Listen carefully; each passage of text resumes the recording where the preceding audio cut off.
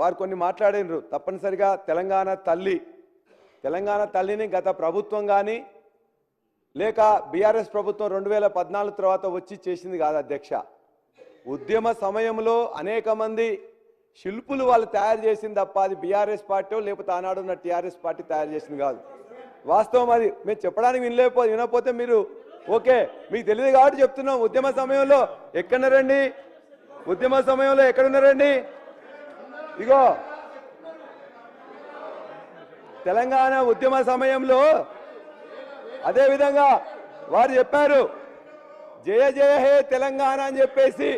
కొత్తగా ఇవాళ జయ జయ తెలంగాణ అంటున్న సంతోషం. ఉద్యమ సమయంలో ఎక్కడున్నారు సార్? వీళ్ళందరూ తెలంగాణ శిబిరంలో ఉన్నారు, వాళ్ళందరూ కాంగ్రెస్ శిబిరంలో ఉన్నారు. ఈ ముఖ్యమంత్రి గారు ఆనాడు చంద్రబాబు గారు ధర్నా శిబిరంలో ఉన్నారు 2014లో. అది వాస్తవం అధ్యక్ష. ఇవాళ ఒకరి మీద ఒకరు అనుకోవడానికి కాదు. ఇవాళ దయచేసి ఇవాళ గద్దర్ యొక్క ఉద్యమ చెద్దరు కప్పుకొని తప్పుకుందాం అని చెప్పేసి అనుకుంటున్నారు. లేకపోతే ఇవాళ మా దగ్గర కూడా అనేక మంది గోరెడ్డి వెంకన్న కూడా ఇవాళ ఎమ్మెల్సీ చేసుకున్నాం. పివి నరసింహరావు గారి పేరు ఒక ఇన్స్టిట్యూషన్కి పెట్టుకున్నాం. జయశంకర్ గారిది ఒక జిల్లాకు పేరు పెట్టుకున్నాం.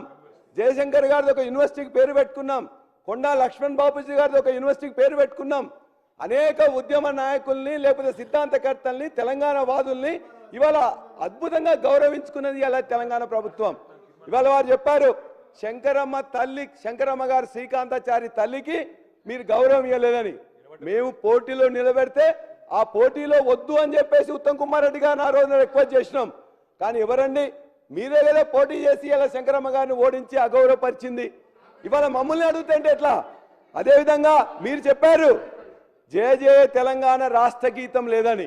ఆ రాష్ట్ర గీతం కాదు, ఇలా 4 కోట్ల ప్రజల యొక్క ప్రతి నాలుక మీద కూడా తీసుకొచ్చింది, రికార్డ్ చేసింది, వినిపించింది, పాడింది ఇలా బీఆర్ఎస్ పార్టీ టీఆర్ఎస్ పార్టీ. ఆ జయ జయ తెలంగాణను రాష్ట్ర గీతం చేయాలని చెప్పేసి అనుకున్నా కూడా రచయిత గారు అది 10 జిల్లాలు అని చెప్పేసి ఉన్నది. కొన్ని ఉన్నాయి కాబట్టి కొన్ని యాక్సెప్ట్ చేయలేదు కాబట్టి రాష్ట్ర గీతం అవసరం లేదు, మనకు జాతీయ గీతం ఉందని చెప్పేసి అన్నాం తప్ప ఏనాడు వారిని మేము అగౌరవపరచలే. ఆ పాటను తీసుకుంది మేము, రికార్డ్ చేసింది మేము అని చెప్పి మీకు తెలియజేస్తున్నాం.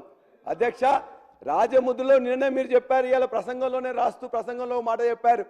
ఏమని? ఇవాళ హైదరాబాద్ వైభవాన్ని చూపిస్తాం, తెలంగాణ వైభవాన్ని చార్మినార్ని గొప్పగా చూపిస్తాం అని చెప్పేసి. చార్మినార్ ఎప్పుడో 450 సంవత్సరాల కింద వచ్చిన దాన్ని, అదేవిధంగా మత సామరస్యానికి ఇవాళ ఉన్నదాన్ని, ప్రతీకగా ఉన్నదాన్ని కాకతీయులు అద్భుతమైన సేవ ఈ ప్రాంతానికి తెలంగాణ ప్రాంతానికి చేసిండ్రు. గొలుసుగట్టు చెరువులు తీసుకొచ్చిండ్రు. ఈ ప్రాంతం ప్రజలు తినడానికి కావాల్సిన నీళ్లు కావాల్సిన చెరువులను వాళ్ళు కట్టిన ఉద్దేశంతో ఆ రాజముద్రలో పెట్టుకున్నాం తప్ప రాజరికాన్ని కానీ ఇంకోటి కాదు అధ్యక్ష. ప్రజలకు కావాల్సిన తీసుకొచ్చిందని పెట్టినాం అంతే తప్ప. ముఖ్యమంత్రి గారు వారు ఒక మాట అంటారు, మీరు అన్నింటిలో కూడా ఇక్కడ సహకారం కావాలని. కానీ అంతర్జాతీయ సమావేశాలకు పోయి కూడా అక్కడ కూడా మమ్మల్ని తిట్టడమే ఎట్లా సబబు అధ్యక్ష? అక్కడ కూడా రైతు భరోసా మేము ప్రకటించమని చెప్పారు. మేము ఇవాళ వారు ఏదైనా ఏ పథకం ఇచ్చినా ఆ పథకం జరగాలని చెప్పేసి చూసుకుంటున్నాం. వారు ఇలా చేసినట్టే రైతు భరోసాని అక్కడే మొత్తం కూడా మేము ప్రారంభించమని చెప్పేసి అబద్ధం చెప్పారు. అది ఎట్లా సబబు అధ్యక్ష? మేము అడుగుతున్నాం. అదేవిధంగా ఇవాళ చెప్పాను, ఆటో డ్రైవర్ వచ్చినట్లయితే తగలబెట్టించుకున్నది. అధికారం మీ చేతిలో ఉన్నది, ఎంక్వైరీ చేయండి, ఇంటెలిజెన్స్ ద్వారా ఇన్ఫర్మేషన్ తెచ్చుకోండి. ఇటువంటి సత్యదూరమైన చెప్పడం అనేది సబబు కాదని చెప్పి కూడా వారికి తెలియజేస్తున్నాం. ఉద్యోగాల గురించి చెప్పారు. ఇవాళ నర్సులు కానీ సింగరేణి కానీ ఇవాళ ఇచ్చే 15,000 ఉద్యోగాలు పోలీసు కానీ ఎప్పుడు నోటిఫికేషన్ ఇచ్చిన అధ్యక్ష? ఎప్పుడైనా పోలీస్ డిపార్ట్మెంట్లో ఇప్పటివరకు 32